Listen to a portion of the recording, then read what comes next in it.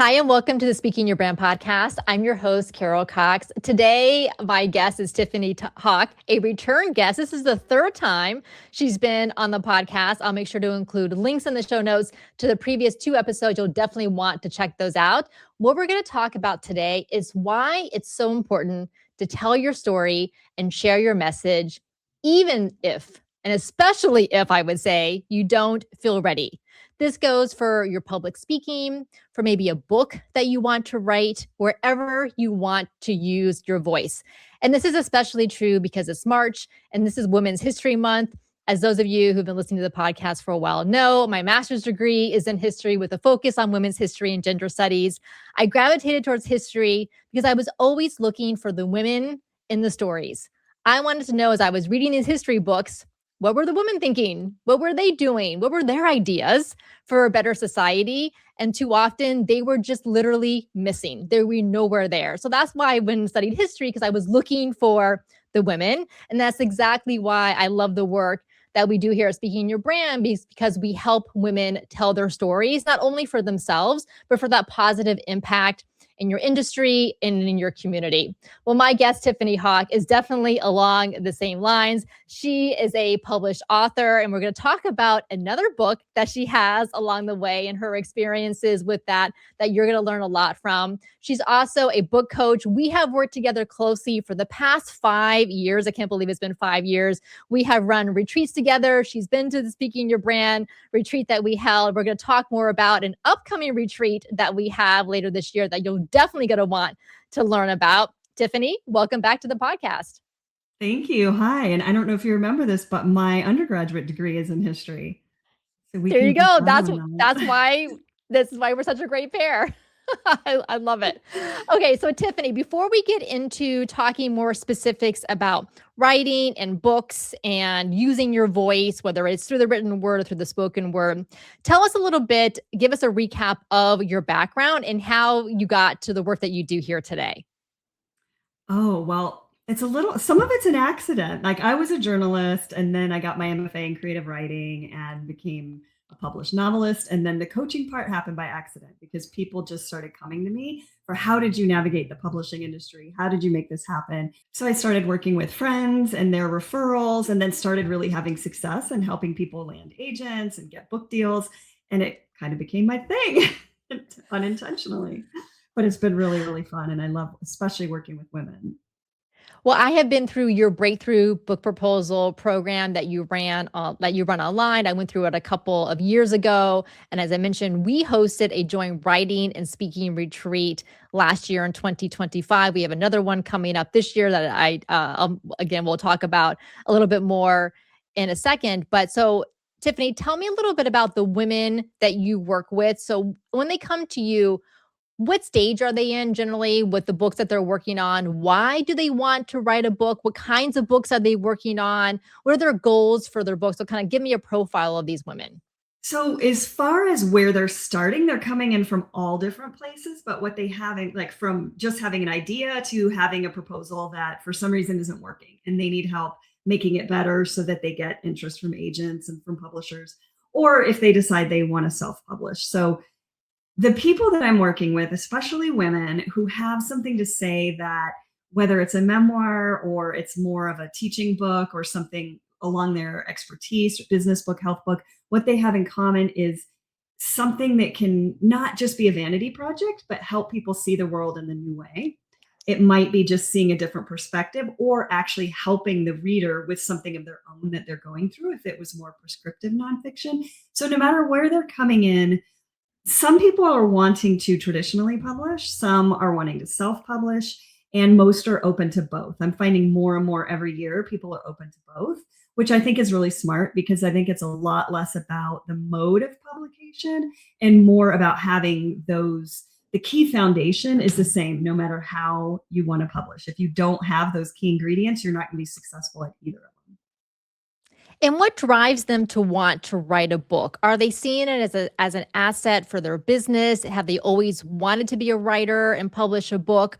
Are they looking at it as one more thing kind of to check off the list that we think that we're supposed to be doing? Oh, I think most people have a little bit of all of those things, But the last one, if you're doing it just to check something off the list, I don't think you should be doing it. It's not the time. You really need to have something that you're burning to say in order to go through the long haul of the process, but also to have a book that stands out and that is meaningful. And there's way too many books out there for people to gravitate towards something that's just, can I say half-assed? Yeah, yes, That's for out there. sure. So some people are burning to write a book, and they've just always wanted to see their, not just see their name in print. That's a little bit just of an ego thing, but really wanted to write a book. They're book lovers, or they have something that lends itself to that medium. Other people do see it as a tool for their business or for their thought leadership, which I think is great because it is. I mean, especially when we're talking about speakers, having a book is going to make it a lot easier to land speaking gigs. And then at an event, that is the best possible place to be selling your book. But I really encourage people to see it.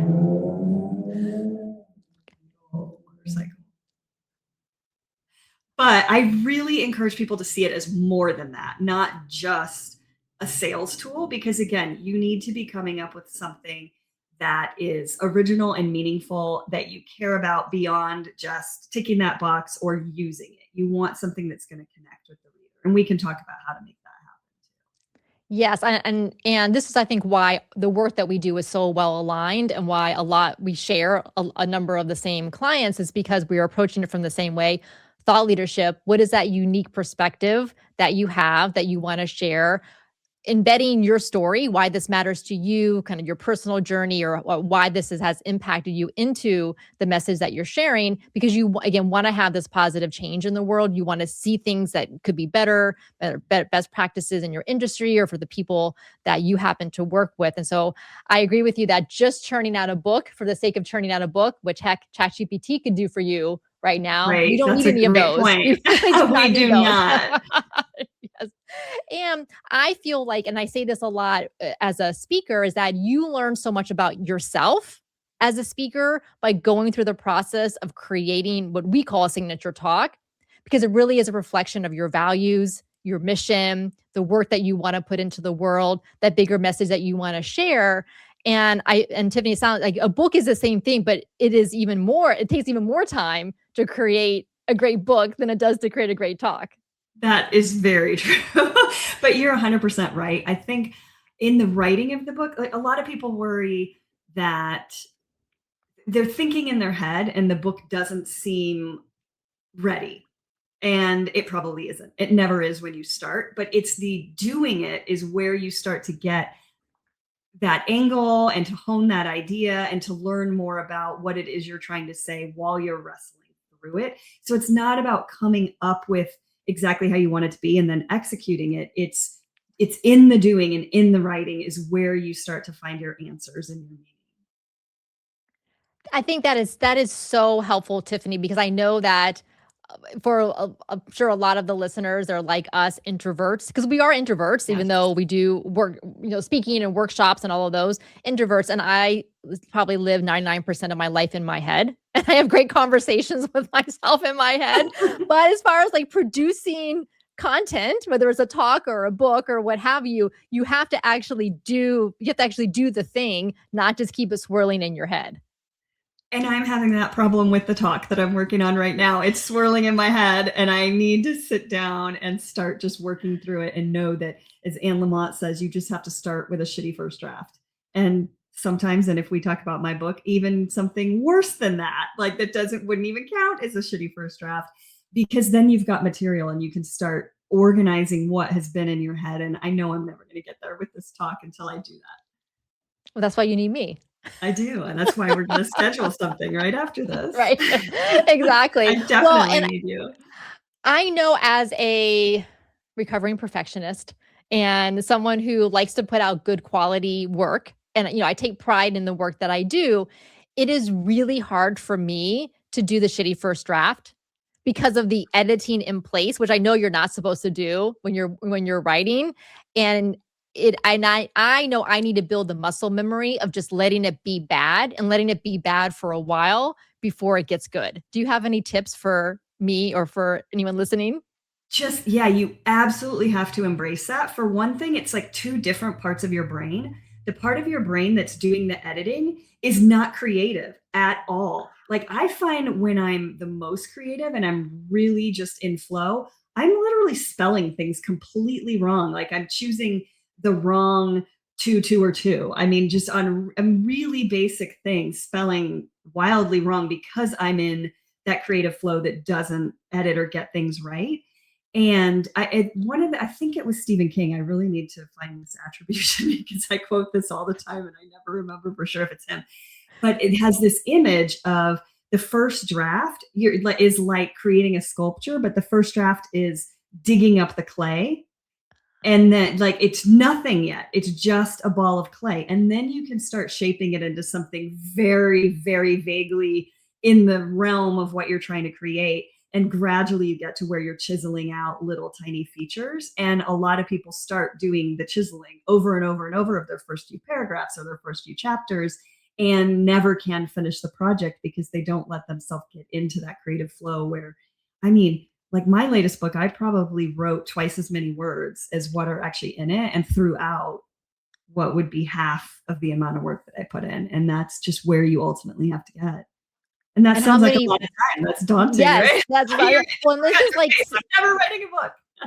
this is like 70,000 words, right? In an average book. Depending on the genre, yeah, around 70 to 90,000 words. Mine's a little too long still, probably at 95,000 words, but it's working. But it depends. Like sci-fi can be 120,000 words and fantasy. So it depends very much on the genre. But we're talking a lot, like 300 something pages for an adult book. Nonfiction, generally a little bit shorter if it's prescriptive. But yeah, you're putting in a lot of work. Now, some people, though, to go on a total tangent, people are usually in one of two camps. You write short and it's not at all long enough for a book. And then you have to go in and flesh it out. That was always me my entire career as a journalist and with my first book. And then some people write long and then you have to cut and pull things out and shape it that way. So when my book came in at 110,000 words this time, I did not know what to do. I knew how to help other people, but I'm like, wait, I write short and I flesh out. So I was a bit overwhelmed with that. And it was very hard to cut, but it was very necessary.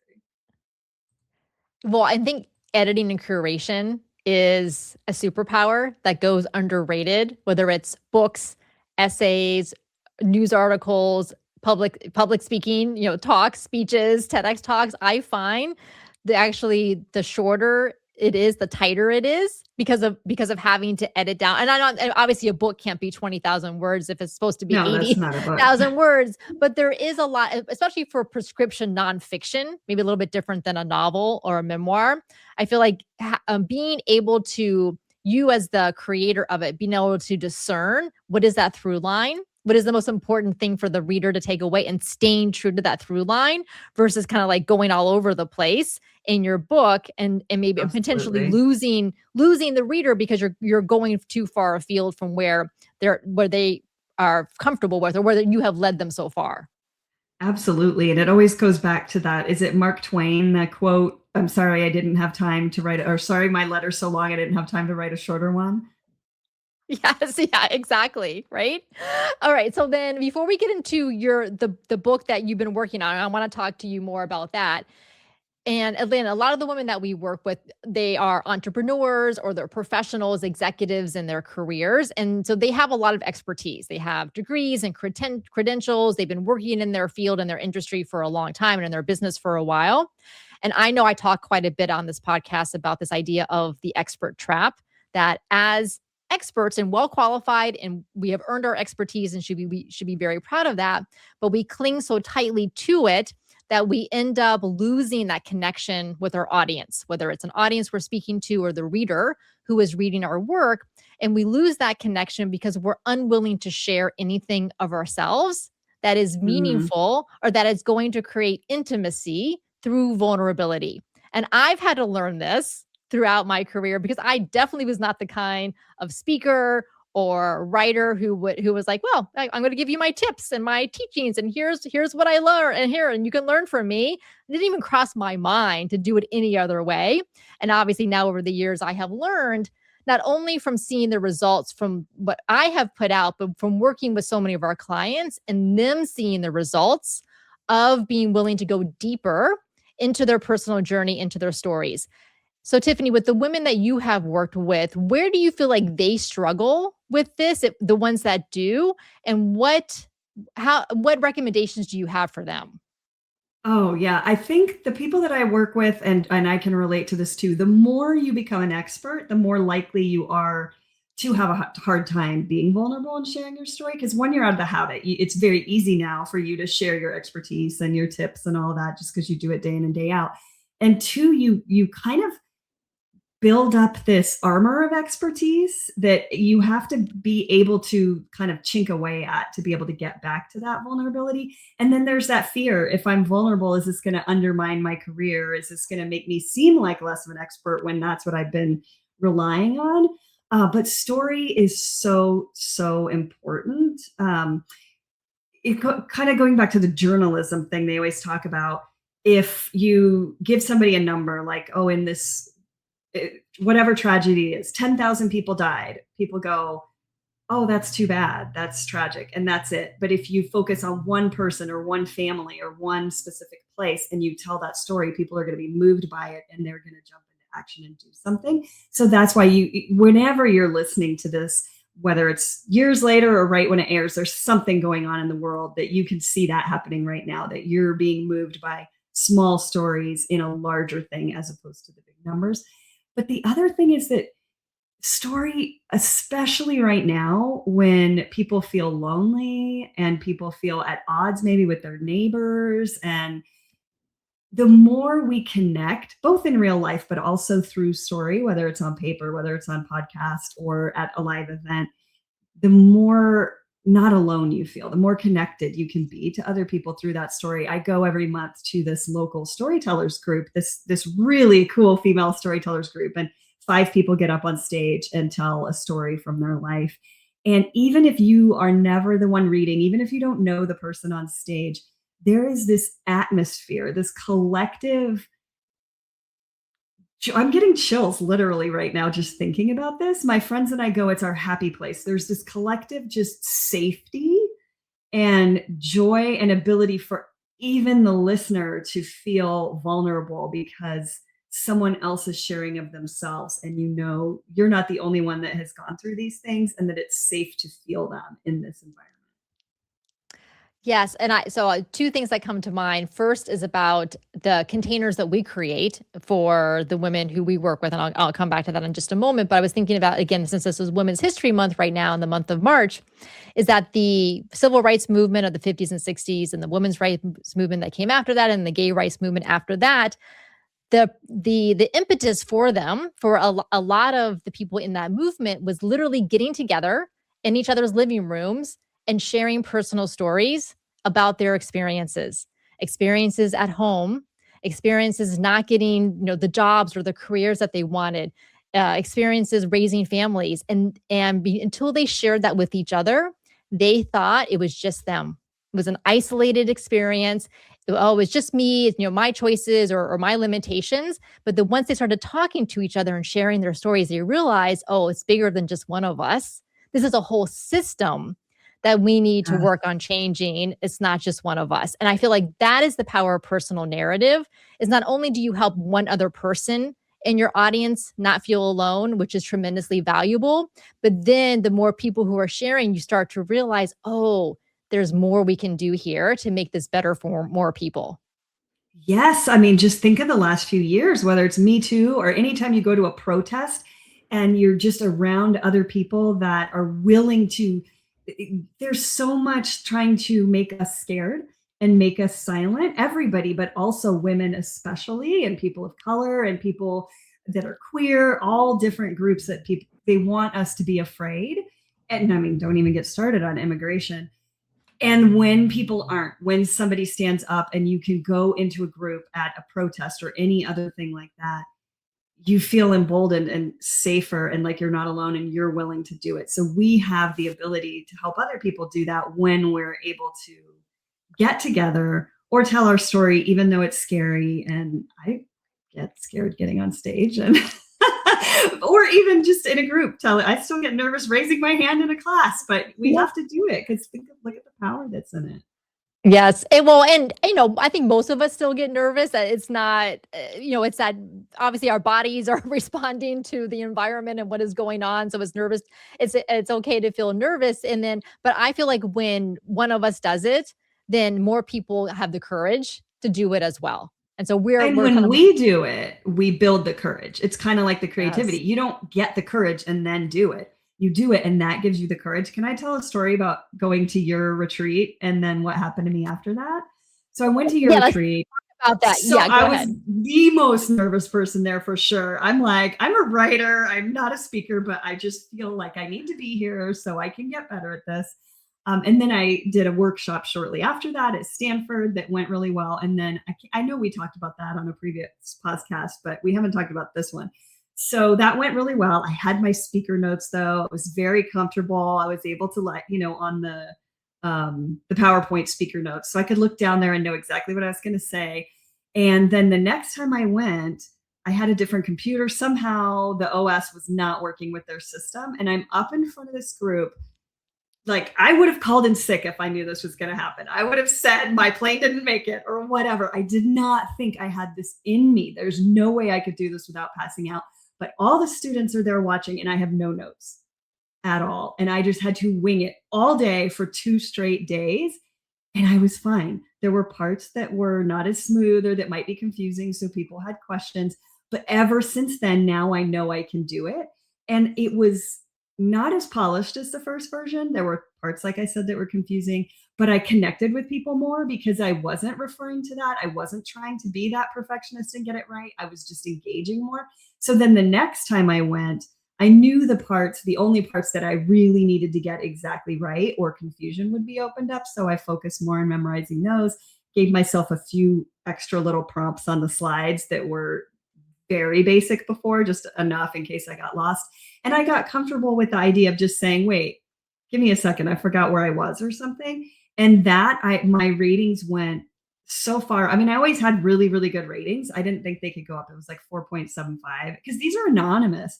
I got a ratings of 5 across the board, every single person in that room. I didn't even know that was possible. And I think it was because I was able to get up there and be more comfortable and engaged and talking as opposed to getting it just right, trying to go by my notes. And I wouldn't have done even the one with notes if it wasn't for your retreat.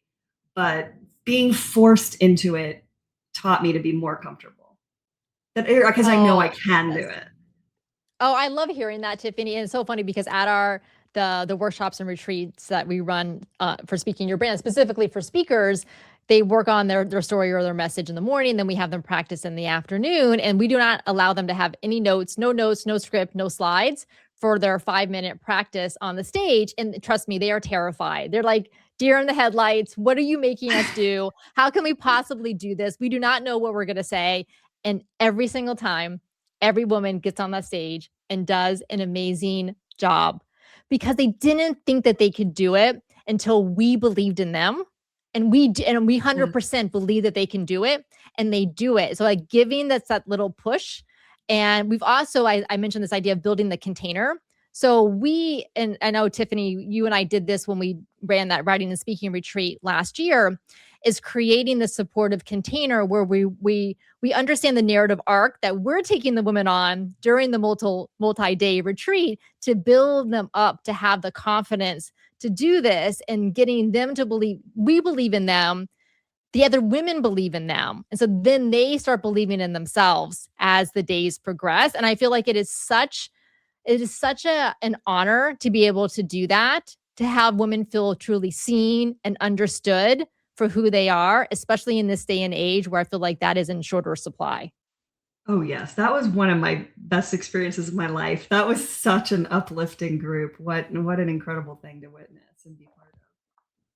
Well, then let's talk about the next one we are doing, which we have been teasing now throughout this entire episode. So we are recording this right now in March 2026. So coming up at the end of September 2026, we are hosting a 7-night, 8-day story to spotlight writing and speaking retreat in Spain. That's right. We're going international this year.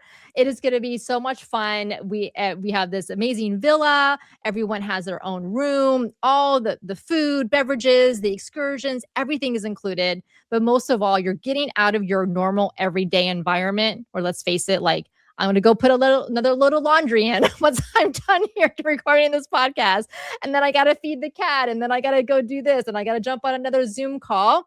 So, do I do like the deep work that I know I should be doing? No, because there's too many distractions, but having that time, that focus, that out of your usual element, but then being around this amazing group of women, I'm inspired already. So, Tiffany, tell us a little bit more about the retreat and what you're most looking forward to. Well, I can't wait. And part of it is, like you're saying, getting out of your day to day, but also it's getting away from this news cycle and also all of the things that make you, I don't know how I'm trying to say this, but your identity that can pile up on you and make it harder to get to your most authentic voice when you can step out of that and be somewhere away from all that, get back to who you actually are outside of whatever role you're playing in your life as a wife, a mom, a worker, an entrepreneur, whatever it is, stepping away. And then novelty in general is proven as a huge thing for creativity. And I learned this when I had to write on deadline at a magazine. It doesn't have to be novelty of going to Spain. Going and writing in the lunchroom at my office instead of in my office sometimes was what I needed to be able to make new connections and be creative again. So I'm really excited about that part. And having everybody there in that environment to encourage each other, to give feedback. You and I are going to give people personal one-on-one feedback, but also getting it from the other people in your group and seeing what works, what doesn't, what excites people so that you can notice what makes you special, and having that time to work on it is invaluable. I know I have to get away. I've talked to you about this, like to finish my book with kids and a business. I didn't do it for you. It's been 13 years since my last book. Yeah, I felt like I'm a has-been. I can't write anymore. I've lost my voice. I can't finish a book. And I finally decided, okay, I'm going to do this. I'm giving myself 6 months. And if I don't, I will finish it. But if it's terrible, I'll be done. And I'm going to give up. And I'm not going to try to write another book. I'll just keep working with my clients. But part of how I was able to do it, besides having that deadline, was I would go for like 3 or 4 days to just a cheap, like Hampton Inn, whatever was cheapest at the time, because I did this a few different times, DoubleTree, Hampton Inn, whatever, and just write, like for 18 straight hours, because I wasn't having to come in and out of the story. I was able to give it that space and let my unconscious mind really give everything to that instead of all the other things that I would be working on, or like you said, laundry and different distractions and mom. I felt like I would get 6 months of work done in like 3 days. It was pretty crazy. And I finished. Yes, yeah, that's I didn't think I could, but I did. We're still going to talk about your new book here in just a moment. So let me think about the retreat we had last year. I know that so many of the women that were there still keep in touch with each other. So we had 10 of them together, and they still email each other. A few of them have actually self-published books since then, because that is the direction that they wanted to go in. So their books are out. A lot of them are doing speaking engagements, contributing essays to industry associations that they're in. I know that so many of them said how life-changing it was, not just for what they got from us as far as, the one-on-one sessions and getting our feedback and coaching from them, but really being around other women who are in similar stages in life, like-minded, values-wise, and really looking to use their voice in a way where, they want that extra encouragement. They want that community of support, and having that. I have seen since the almost a year since we did the last one, how much they have blossomed and grown from that experience that they had together. Absolutely. And I feel like I have too. I got as much out of that as anyone else there. Yeah, absolutely. So for those of you who are interested in checking it out, go to speakingyourbrand.com/Spain.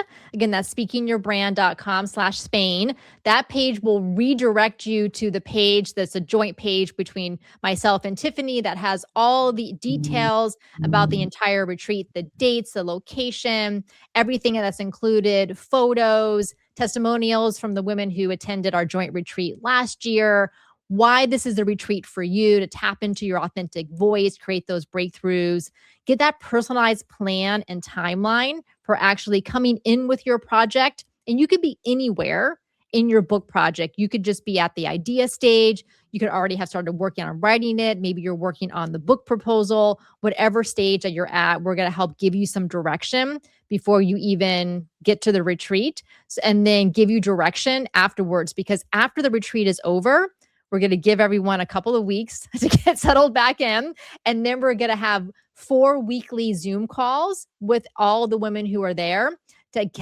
give you that sense of momentum and accountability and support afterwards, so that you're ending the year really strong and you know exactly what you need to do as you close out 2026 and go into 2027. So I'm excited about those follow-up Zoom calls as well.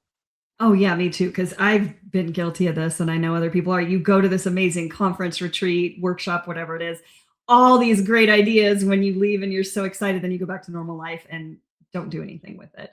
Oh my gosh, I've spent so much time and money on things that I've done that with. So I'm really happy that we both wanted to do this, like implementation calls to keep people going and give them that accountability. And I can't remember if you said this, so I want to make sure people know this isn't for fiction. It's for nonfiction, whether we're talking about a memoir that's your personal story or something more prescriptive that's how to, or about narrative nonfiction like history or science or something like that, but not fiction. Right. So if you're an entrepreneur and you have a business, and say you are a speaker or you want to do more speaking, you could write what we call a prescriptive nonfiction book, which is kind of a how to, but not like do these 5 things. I mean, it could be to do these 5 things, but it's in a book format, not in a like checklist format. Yeah, but we are open to talks and essays as well if people are wanting to do that. And I know that sounds like it's all over the place, but it's not, because it's the same fundamentals.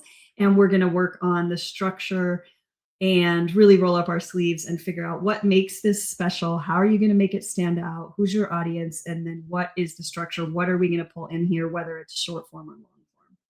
Yes, exactly. So if an entire book feels like too much of a heavy lift right now, so that's on your plate, that is okay.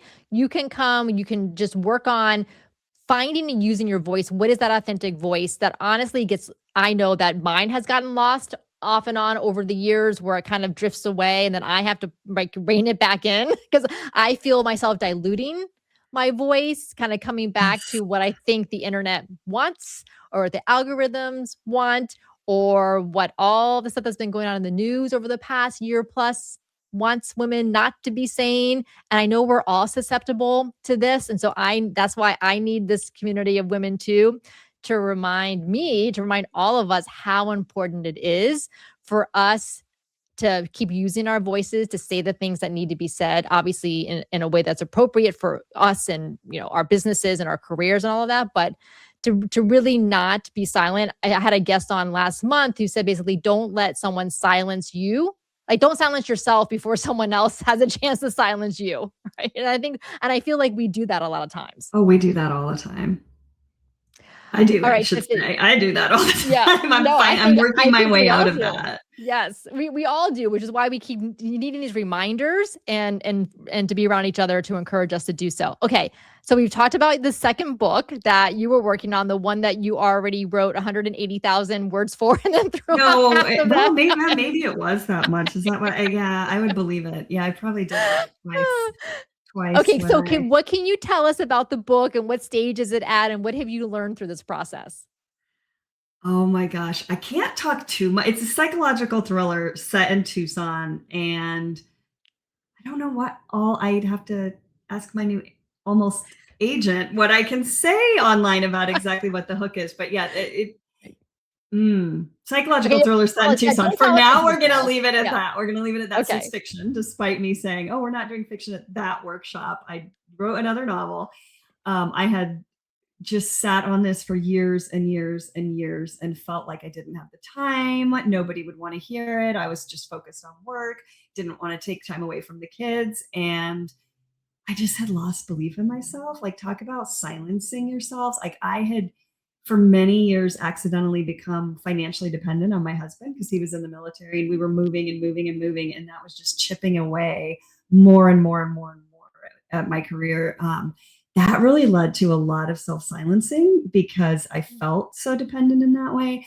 And this is what actually the talk that I want to work with you on. And I, like Brene Brown says, you can't selectively numb. I don't believe you can selectively silence. So when I was not saying things I needed to be saying in my life and in my marriage because I was worried about health insurance and finances and all these things, which was good for neither of us, it started to snowball into being quiet in other places. And then I gradually started speaking out, taking your class because I know I needed to, or your workshop, a little by little until I finally started to regain a little bit of my voice. But I'll tell you, I still did not believe. I decided to do this book. I had heard a podcast with Taffy Brodesser-Akner, who wrote Fleischman is in Trouble, which is just one of the best books ever. And I've followed her career for a long time. And she said on this podcast that she did what I earlier told you I did. She took 6 months. She dialed back on work. She didn't ignore her kids, but she, took time away from her family and only gave it that time. And she was going to be done. She had to know if she could do it. And if it didn't work out, now she's going to go back to her family, whatever. She can't take more than 6 months out of their income and out of their lives. So I said, I'm going to do this exact same thing. I mean, not if she can do it, I can do it, because she's like one of the most brilliant writers in the entire world. And my book does not come near her level. But I liked the structure of that and the limited time so that I could say, I am going to neglect other things. I'm going to dial back on work. I'm going to make less money. This is going to pinch. I'm probably going to take a hit in terms of my business and, thought leadership and all of that. I'm going to make my kids crazy, and I'm going to sit here while they're doing what they're doing, and I'm going to be typing all the time. I'm going to get up at 4 o'clock in the morning or 3 o'clock in the morning. Perimenopause helps with that because half the time I wake up anyways. But all right, I'll get up and I'll go down and turn on the fireplace or sit outside or whatever, depending on what time of year it is. And I did it. I had that shitty first draft, and it was so shitty. I said, this is not even going to come to that level. This is going to be a prototype or a barf draft, as some people say. And I had that, and I couldn't believe it because I really kind of had started to believe that I couldn't do this, even though I'm helping people do this day in, day out, getting my students and clients agents and book deals and self-publishing awards and all kinds of things. Some part of me didn't believe. And I realized that when I finished it. But then came editing it. And this whole time I just kept taking action. I still didn't believe. I should tell you part of why. Not only had it been a long time since I'd written the book, since having kids and starting a business and moving a million times, but I did write a book after my first one came out 13 years ago, and my agent hated it. It wasn't good. I did it like I tell people not to because I needed to check the box. It was time. It had been 2 years. I needed another book to come out, and it was okay. It was proficient. It was fine. The sentences she said were slick and professional, but she was completely right. Like, this was not a story I was burning to tell. It was really, really blah, and she wasn't going to sell it. And that really threw me. And so for the longest time, I didn't believe I had it anymore. She said to me, it's been a while since your last book, but didn't you used to be funny? And that really burned. And that is stuck in my head for a long time. Lovely woman. We're still friends. She's only representing nonfiction now. So I also needed to start from scratch. I needed to find a new literary agent. So I finished, but then it was like, am I going to be able to find an agent? She hated my old book. I'm starting from scratch. Yes, I teach people day in, day out how to do this, but now that adds pressure on me because it's like, oh, if I try this and I fail, now I look like I can't do my job. And I'm like, I can't even do what I'm teaching. So I put all this pressure on myself, but I just kept taking action, and I worked with an editor, and then the first couple agents I sent it to rejected it because that's pretty normal. But then 2 people came back and absolutely loved it and wanted to represent it. And that was the point where I realized, oh, I haven't believed all this time, because suddenly I did believe, because these are really great agents. So then I followed up with the other people who were reading the full manuscript. And then I had 3 more people want to offer on it, which I don't know how much your listeners know, but that's really, really rare. Still doesn't mean I'm going to get a book deal, but there's a lot of excitement and momentum right now. I'm kind of trying to decide who I'm going to work with, which is quite a champagne problem to have. But until that happened, I didn't believe in myself anymore. And now I'm just thanking myself for doing it, for putting one foot in front of the other and like, holy cow, I did it. I can't believe I got to this point, or that I had so little belief. It's kind of Mm. silly, but it's natural, I guess, for us to do that. What kept driving you forward? At first, it was just that deadline. I was not going to get to that because I knew I had to quit. Like, if I at 6 months couldn't do this, it was pack it up and put it away and focus on my family and my business and be done. And I can just let that go and know that it's no good. But it was just held together just enough for me to say, okay, this has a beginning, middle, and end. What can I do with it? It was that clay. I had the Stephen King clay to shape something with. And then the next draft, it was like, okay, this got just a little bit better. And also, it was community too. I didn't know anything about writing a thriller. I have a lot of experience in writing and editing and publishing, nothing about thriller and plotting and all of that. So I took a couple of different thriller writing classes, and people in the classes and the teachers were like, oh, this is really, really good. So we'll admit, like, having that outside belief in me was really huge. I don't know what would have happened if I didn't have those people pushing. And then also one of the classes I took, I'm going to talk a lot more about this later once I'm through this process, but was with a organization called the Novelry, which this is only for fiction, but they were instrumental in this whole entire process. And I rave about them. They were really incredible. Helped me a lot of the way. So having those people believe in me was, I guess, just enough, even though I didn't still believe, to keep going. Oh, I love this, Tiffany. Well, first, congratulations. I am so excited for Thank you. you. I'm not great to read it once it's out. Hopefully, I'll at least get an advanced Oh, galley of copy course of you it. will. Of course you will. Okay, so I don't have to wait until actual publication day. No, you don't. So You'll be okay, so special. congratulations on that. But to your point, again, like you mentioned, the importance of community, but also constraints. And I feel like that is also what happens so much, is that why we don't ever finish whatever it is that we want to finish, is that it's always open-ended because there are no constraints on it. This is why I love external deadlines. And I will tie a completion of something to an external deadline that I cannot change. It's a conference that I'm speaking at, and that's the date of the conference. I can't change it. So whatever it is, it has to be done. The reason this podcast launched 9 years ago in February 2017 is because I was speaking at a podcasting conference and I did not yet have a podcast. But by gosh, I had one 2 days before that conference started.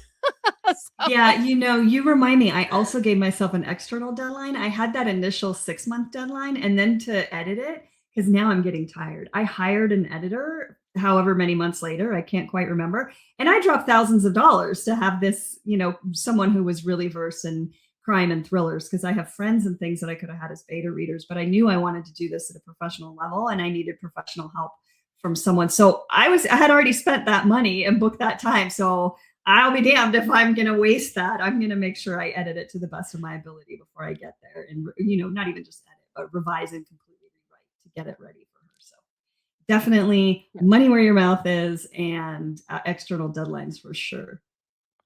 So our retreat in Spain this fall could be that external deadline, Yes, that constraint for you listening to get whatever that project is, the book, the essay, the talk, however you want to use your voice to get that to the next stage in development, because you're going to be there and you're going to be learning a lot from us and from the other women there, and you're going to make progress and momentum on whatever it is that you're working on.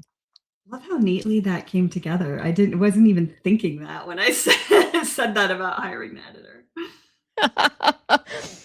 This is why I do the work I do, because I got post-it notes everywhere in my brain. I'm like the crime detective who was doing all of the string between the dots on the board. Oh, I did that for my book. I'll hire you next time to help me with it. Oh my God, I would love that. Oh, this is so much fun. All right, Tiffany. So tell us other ways that listeners can work with you.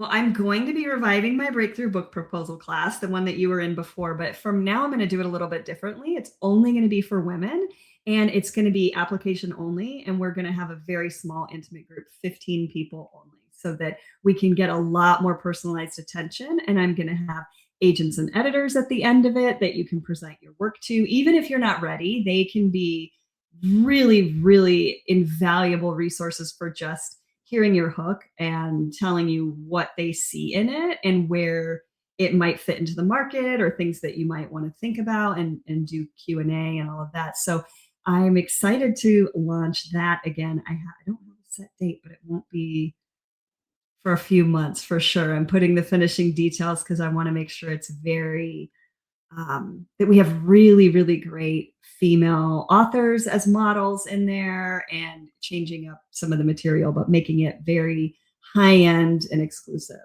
and women Ooh, only. that sounds great. All Sorry, right. Well, men, we do, but y- well, and we obviously a lot of our programs are women focused here at Speaking Your Brand, but we do have a number of male clients increasing. So I always say, like, if you vibe with us, I'm more than happy to work with you one on one, and we do, and it's a lot of fun and as I well. do. Men can work with me one on one as well. I don't have those launched, but I will be in the next couple months. I'm doing one on one intensives for book proposals. Oh, fun. All right. So go to tiffanyhawk.com/intensive for this That's the one breakthrough on book one. Yeah. proposal intensive. And we'll have links in the show note. And if you're interested in learning more about this writing and speaking retreat, Story to Spotlight in Spain later this fall, go to speakingyourbrand.com/Spain. Get all of the details and apply. So we do the application form because then one of us will schedule a Zoom call with you. We just want to touch base with you, learn a little bit more about what you want to work on, answer your questions about the retreat, make sure it's a great fit for what you want to work on, and then we'll get you to the next step in the process. So we're excited to bring all of this curated group of women together and to kind of get, like Tiffany said, like, get away from the news cycle and from social media and all the algorithms, touch base again with who we are, our embodied selves and our voices, and have an amazing time with great food and drink and excursions and weather, and just it's gonna be wonderful. Yes, and like you were saying, private rooms, they're like private casitas of their own with their own bathroom and their own terrace. So it's going to be really, hopefully, just absolutely Yeah. beautiful. I can't wait. And you can get there's pictures on that speakingyourbrand.com/Spain page. Go there. You can see pictures of even a little video of the villa as well. So again, the page is great. Tiffany did an amazing job putting all of this together. So I think you have all the information that you need. So go ahead and apply so we can chat and learn more about you. All right. Well, I think that's it, Tiffany. Thank you so much for coming on the Speaking Your Thank Brand you. podcast. It's been great being here. So much fun. Thank you. Until next time, thanks for listening.